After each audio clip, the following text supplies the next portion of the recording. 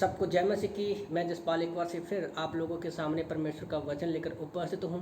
आज का मेरा टॉपिक है रोज़ यरदन नदी को पार करना। आज मैं पढ़ रहा था यहोशू की किताब अध्याय 3 चैप्टर को मैं जब कवर कर रहा था तो परमेश्वर ने मुझे अद्भुत बातें कही। यरदन नदी क्या है? हमारे लिए एक मुसीबत का एक चित्र है। और यरदन नदी को अगर हम लोग यहोशू की किताब में पढ़ते हैं तो अपने सामर्थ्य में इजरायली लोग पार नहीं कर सकते थे।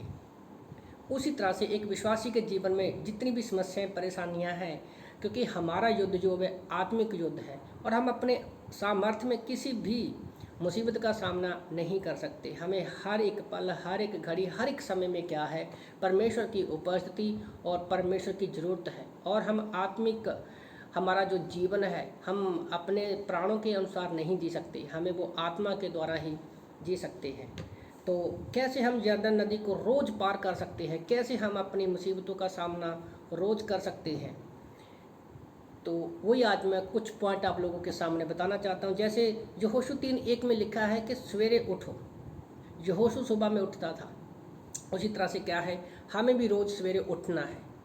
मॉर्निंग का समय इसलिए अच्छा होता है क्योंकि उस समय माहौल जो है शांत रहता है और हम परमेश्वर के साथ शांत समय में अच्छे से क्या है, संगति कर सकते हैं। और जब हम सुबह में जल्दी उठते हैं तो हमारा माइंड भी पूरा दिन क्या है, फ्रेश रहता है। दूसरा पॉइंट है संदूक के पीछे चलना। वचन 3:3 में लिखा है संदूक के पीछे चलना क्या है, और मतलब बाइबल पढ़ना। बाइबल को पढ़ना ही नहीं, हमें उसमें जो बातें लिखी हुई हैं उनके ऊपर मनन करना और चलना भी है।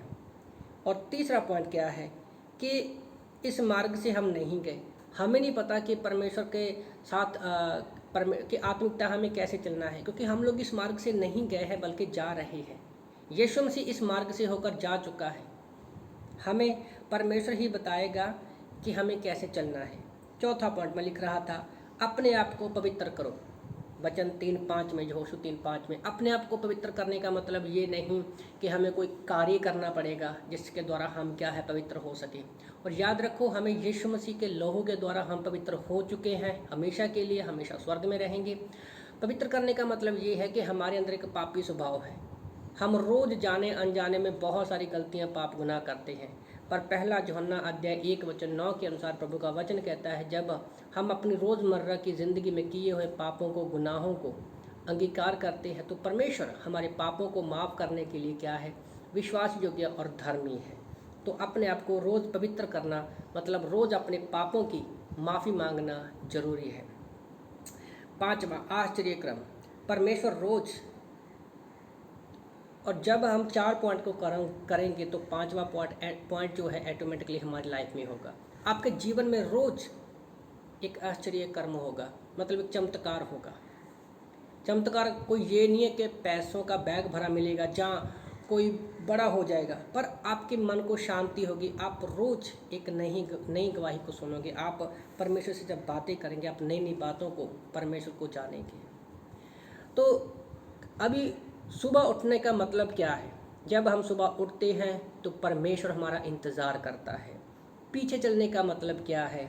वचन से परमेश्वर हमें गाइड करना चाहता है, क्योंकि हमें नहीं पता कैसे चलना है, पर यीशु मसीह हमारा गाइड बनकर क्या है, हमारी मदद करेगा जब हम वचन को पढ़ते हैं और पीछे चलते हैं। इस मार्ग से नहीं गए, तीसरा पॉइंट है, इस मार्ग से नहीं गए।